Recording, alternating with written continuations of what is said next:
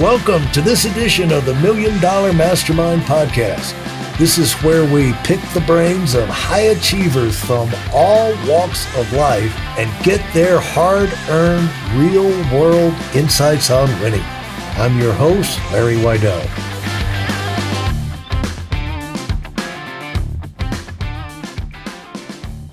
Now, how can you have evolved now to that phase of your life to where things could still all go wrong to the point you're having the sleepless nights?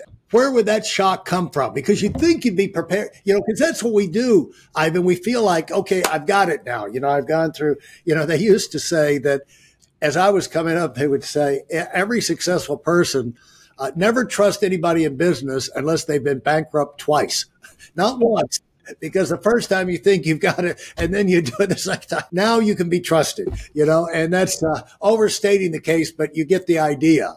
And so, we go through these big traumas and we feel like I've got it together now. Life is complicated. I understand all that, but you start running flat out again. Things start working out, success. And then boom, a new trauma of unknown origin. It just bumps right in and screws everything up in your life, So what did that happen to you or in any form?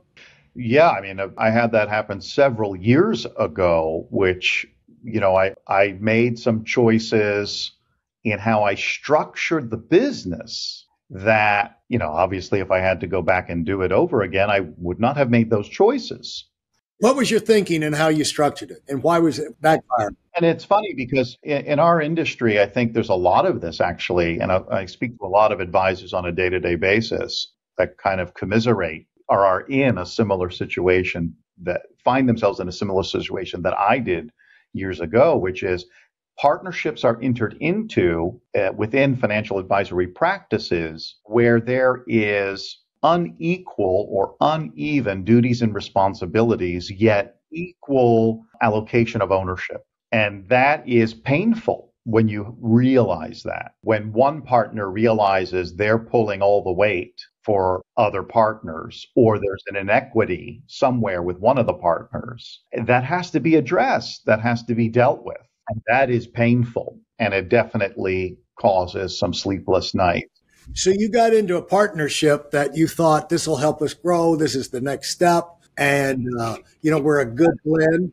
And they're actually, it wasn't all bad. It just wasn't going to be. And also the other thing is you never know, because also, in any business, you're under attack by the marketplace. And so there's all these other elements that are coming at you individually, but also other partners. And, a little birdie can get in somebody's ear on something. And then now all of a sudden they're not really on your page anymore. And you lost them. So now it's like, unredeemable. And you got to figure out a way to separate and somehow do it amicably. And that often doesn't happen because, when you're running your own business, there's a lot of emotion. It's so personal. So everything's personal, and it's impossible to do it in an emotional way. And so much of the time it's kind of like the breakup of a rock band in the sense that everything's great until the first one gets married. And then she starts saying, the agent, you're not getting enough respect. You didn't have a big enough picture on the cover, this, that, the other. It's like Spinal Tap all over again. Exactly right. So that's growing pain. And so you have to go, and I would say that's a normal thing to have to go through, which is you made decisions in the past based on what you knew up through that point in time. And then you move through time and then things changed and then you have to adapt. How painful was it for you to get out of that? It was very financially painful. How long did it take and all of that? It took a few years. Yeah. And then really after that was fully resolved, I was able, probably another 2 years after that, I was able to fully restructure this business into its own independent entity, registered directly with the SEC, and really getting away entirely from the other corporate RIA structure. So it was a good run. Like I said, 17 years operating within an ecosystem that was by and large extremely beneficial for me and partners that have stuck with us and are part of us. But ultimately now we don't have, sort of other agendas informed by other corporate entities that would impugn or really limit what we could do. And I think that's another thing that you have to be very cognizant of in operating a business, is be very careful about alignments that you may make, because there's usually a hidden agenda. and so you really want to cut to that core hidden agenda, especially if it isn't initially obvious. That's, I think, when you should be really more provocative to suss it out. Well, also it can be much worse. It could be the other one goes sour and drains all the funds and leaves you holding the bag. They just disappear.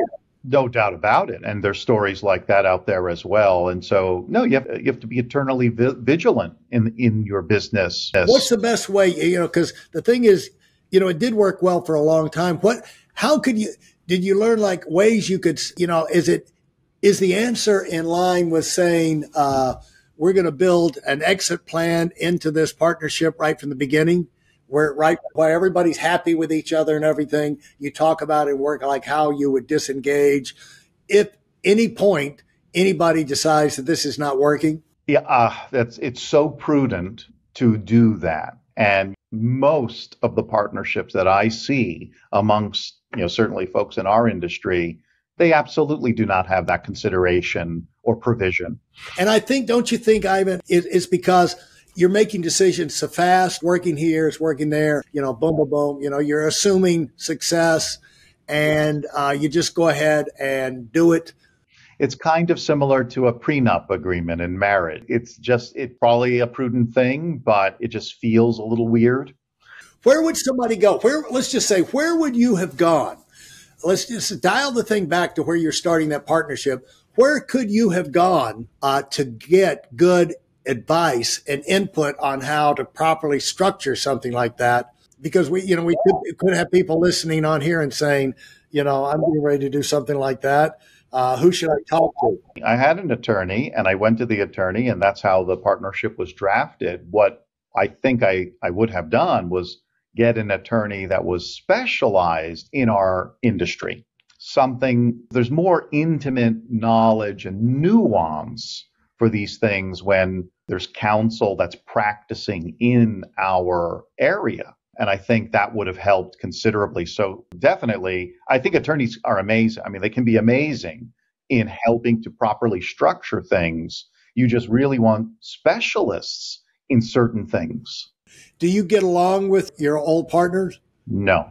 And that's something you just have to deal with, right? Yeah. And of course, and there was a personal relationship. There was a lot of good years together, but when it goes sour, it really is like a divorce and the marriage is over.